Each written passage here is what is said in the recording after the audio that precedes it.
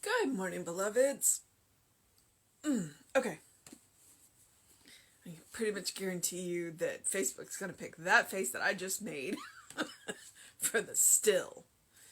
Ah, okay. All right. So I checked my notes yesterday because I was working on the YouTube channel, and the first day that I did this was March 24th. So we have until March 23rd, and then we will finish this 365 Science of Mind, and then I will start the other one, which as soon as I lay my hands on it, I will tell you what it is. Books in every room. Books in every room. So, and I was working on the YouTube channel yesterday because my beloved husband gave me a new computer for Christmas. I mean, I got it a few days after Christmas, but still, it's sleek and fast, and I love it. So, today is January 3rd, and I have not had any issues typing 2021 yet. We were all ready to see 2020 go. All those years talking about 2020 hindsight. Now we know. All right. It's January 3rd, and our title is Enter into the Gladness of Living. Give, and it shall be given unto you, good measure, pressed down and running over, shall men give unto your bosom. And that is from Luke 6:38. Who would not want to be a child again? Who would not again have the simple faith and the childlike trust that somehow or other we seem to lose on the pathway of human experience? Things crowd in on us until we lose some of the greatest of all gifts, the simple, spontaneous joy of living, and a trust in the power of good, which alone is able, ready, and willing to meet all our needs. Let us, then again, return to the place of assurance that comes from the simplicity of faith. I now release the multitude of doubts and fears that crowd into my mind, and I become quiet so that the divine miracle may take place in my life.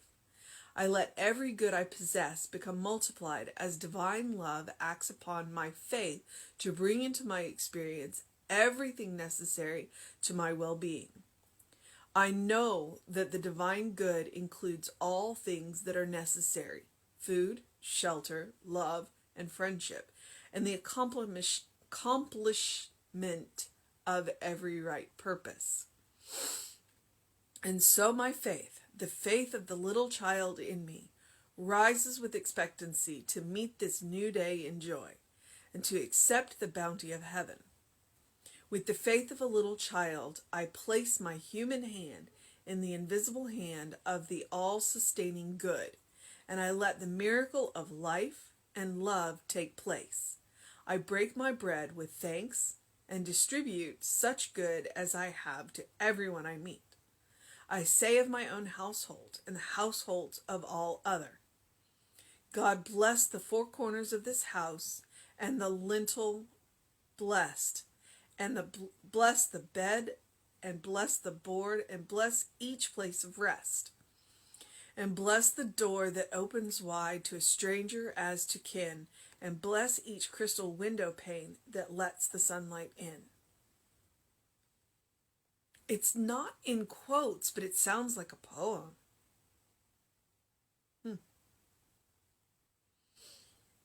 All right. The other day on Facebook, I saw a meme. Gabby has something to say. I saw a meme, and it talked about spontaneous joy. And I forget who it was from.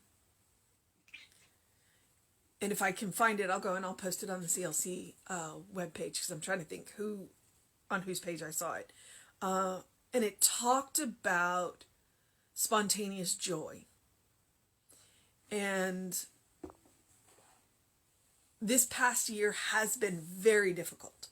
And it's been very difficult for a lot of people in a lot of different ways. And I'm not going to enumerate those ways, but it has been. And that's one of the things that this meme spoke to. It spoke to that spontaneous joy, because we have been in grief. We have been in grief for so many things and so many people in so many ways, that when that moment of spontaneous joy comes upon us, we want to suppress it because of the grief around us. But what this meme said is don't give in to that spontaneous joy. Let that spontaneous joy fill you. Let it light your eyes. Let it curve your smile. Let it fill your body. Let the laugh bubble out of you. Let the spontaneous joy out. Because that's what we need in these times of grief. We need those small moments of joy to remind us that while we are in grief now, it will get better. So, and that's kind of what this reminded me of. It's like that, because when you were a child, you were happy for no reason. You didn't need a reason to be happy. And right now, we need that again. We need that simple joy. We need to see something and let that joy just bubble over us. And if it lasts a moment, it lasts a moment. But the memory of it will linger. And it'll be easier to get to the next time. That's what I mean by that spontaneous joy. And whatever it takes to find it. Or when it comes out of nothing. When it comes, you don't need a reason to be happy. You don't need a reason to be happy. So if you feel it. Let it bubble out of you. Because the people around you need it too. So when you are sparked with a little bit of joy, let it out.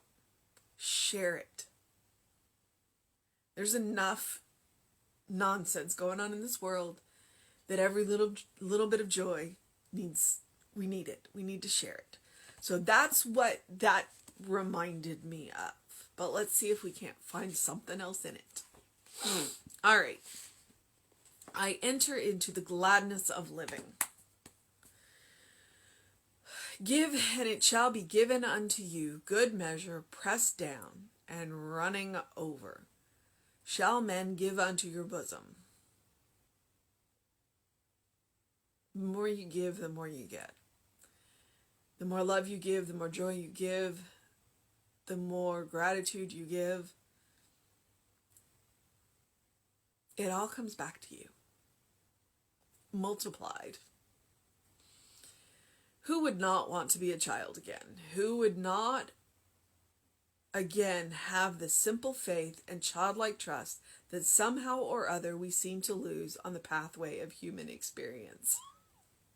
It's quite literally trained out of us. We feel like we've got to have a reason to be happy.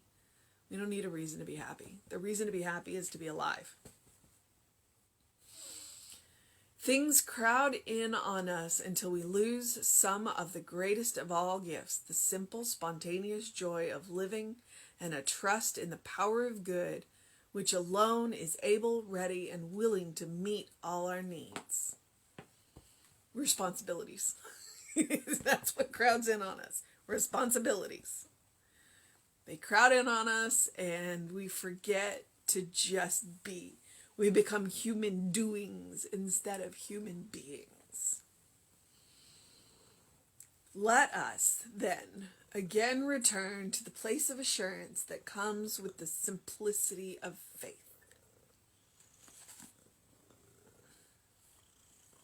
Rita's joined me, if you can't see the tail.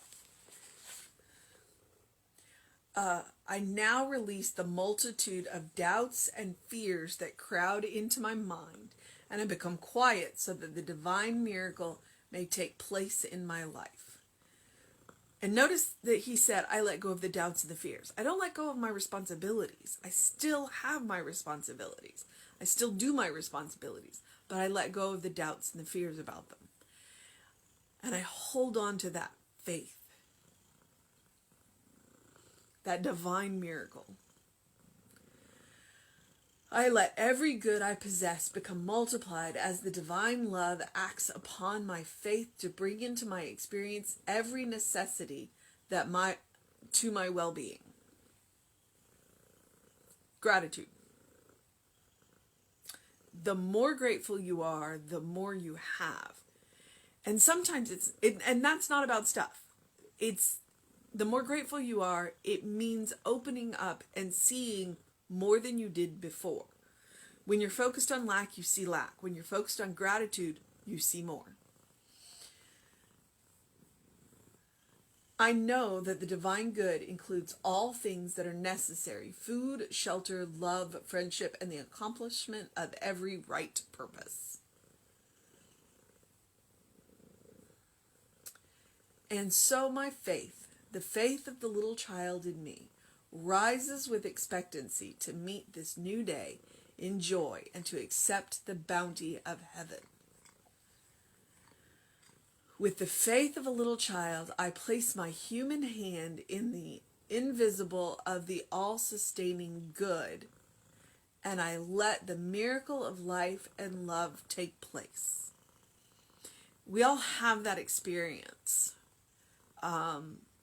Be it a mother, a father, an aunt, an uncle, an older sibling, grandparents, or just a beloved adult in our life when we were a child, when we reached out our hand and they took our hand and everything was right with the world.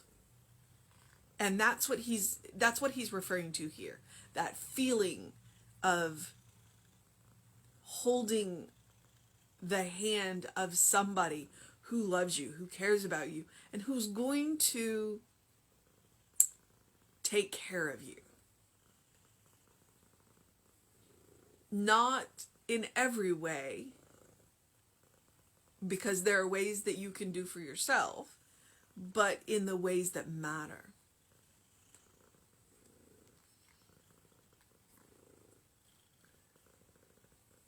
I break my bread with thanks and distribute as such good as I have to everyone I meet.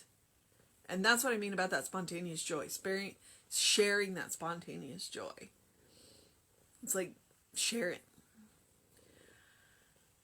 I say of my own household and the households of all, and this is science of mind, what I want for myself, I want for everybody.